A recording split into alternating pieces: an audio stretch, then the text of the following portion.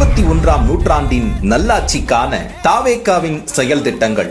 Tamil Nadu citizen privilege card ஒவ்வொருவருக்கும் அரசின் நலத்திட்டங்கள் லஞ்சமில்லாமல் போய் சேர தமிழ்நாடு சிட்டிசன் பிரிவிலேஜ் கார்டு ஒவ்வொரு குடும்பத்திற்கும் வழங்கப்படும். பிறப்பிலிருந்தே அனைத்து நலத்திட்டங்களும் விண்ணப்பிக்காமலேயே ஏஐ தொழில்நுட்ப உதவியுடன் நேரடியாக வீட்டு வாசலுக்கே வந்து சேரும்.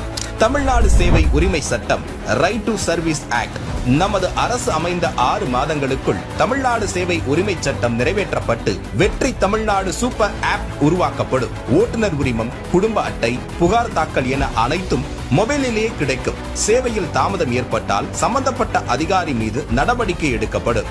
Tamil Nadu real time governance dashboard for accountable governance. Tamil Nadu அரசின் பட்ஜெட் வெறும் ஆவணமாக மட்டுமே இல்லாமல் திட்டங்களுக்கான நிதி ஒதுக்கீடுகள் இனி வெளிப்படையாக்கப்படும். Citizen as partners in governance.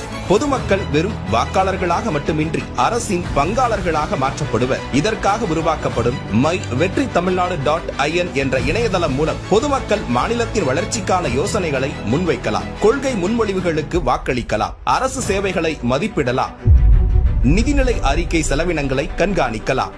மக்கள் அரங்கம் திட்டம். மக்கள் அரங்கம் என்ற திட்டத்தின் மூலம் டிஜிட்டல் தளம் வாயிலாக மக்கள் நேரடியாக சட்டமன்றத்தில் மனுக்களை சமர்ப்பிக்கலாம். 10,000 கையொப்பம் பெற்ற மனுக்களுக்கு அரசாங்கம் பதிலளிப்பதும், அதே மாதிரி 5 லட்சம் கையொப்பம் பெற்ற மனுக்கள் மீது சட்டமன்றத்தில் விவாதம் நடத்துவதும் கட்டாயமாக்கப்படும். சட்டமன்ற கூட்டத்தொடரில் ஒரு முழு நாள் பொதுமக்கள் மனுக்களுக்கு என்றே தனி நேரமாக ஒதுக்கப்படும். செயற்கை நுண்ணறிவு தலைநகர்.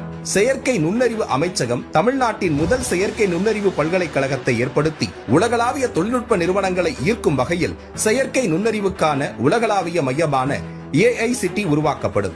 இந்தியாவின் முதல் செயற்கை நுண்ணறிவு அமைச்சகம் உருவாக்கப்பட்டு மதுரை, கோயம்புத்தூர், சேலம் மற்றும் திருச்சியில் 1000 டீப் டெக் புத்தொழில் நிறுவனங்களுக்கு ஆதரவாக செயற்கை நுண்ணறிவு புத்தாக்க மையங்கள் உருவாக்கப்படும். தமிழ்நாட்டை நிதி ரீதியாக இறையாண்மை, தன்னிறைவு மற்றும் செழிப்புள்ள நாடாக மாற்றுதல். அதிகரித்து வரும் கடன் சுமையை குறைத்து மக்களிடமிருந்து வரியாக ₹1 கூட கூடுதலாக பெறாமல் அதிக வருவாய் ஈட்டி முறையாகவும் குறைவாகவும் செலவிட்டு முற்றிலும் புதிய வருவாய் வரும் வழிகளை உருவாக்கி நிதி தன்னிறைவு பெற்ற மாநிலமாக தமிழ்நாடு மாற்றப்படும்.